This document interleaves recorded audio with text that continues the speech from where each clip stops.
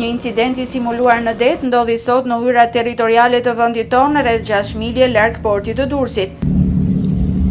3 anije të flotës detare shqiptare, Lisus, Oriku dhe Semani, 2 anije amerikane dhe 2 helikopter Cougar të forcave ajrore morën pjesë në këtë incident të simuluar, që bëhet në kuadër të stërvitjes së përbashkët Defender Europe 2025, që shtrihet në fazën e dytë të saj në 8 shtete të Ballkanit dhe Evropës juglindore.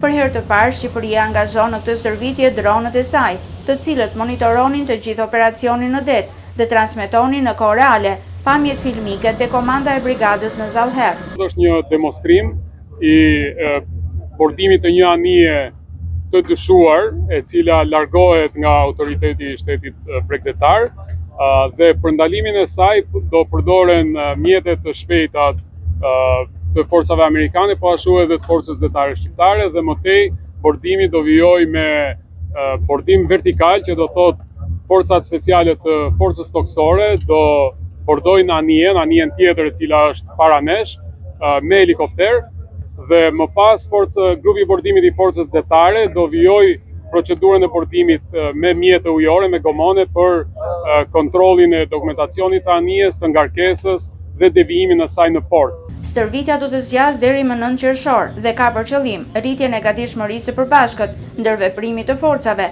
dhe kapacitetit të përgjigjes ndaj kërcënimeve në një ambient operacional kompleks. Skema e stërvitjes bazohet në nenin 5 të traktatit të NATO-s, i cili parashikon mbrojtjen kolektive në rast të një sulmi ndaj ndonjë vendi aleat. Veç Shqipërisë, një tjetër vend kyç ku do të zhvillojë stërvitja është Kosova.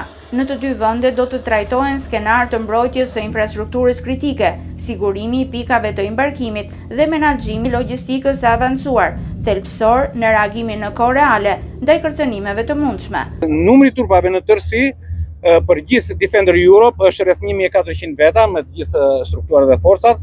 Janë rreth 150 forca amerikane, të cilat janë të distribuar nga pjesët detare deri në pjesën toksore.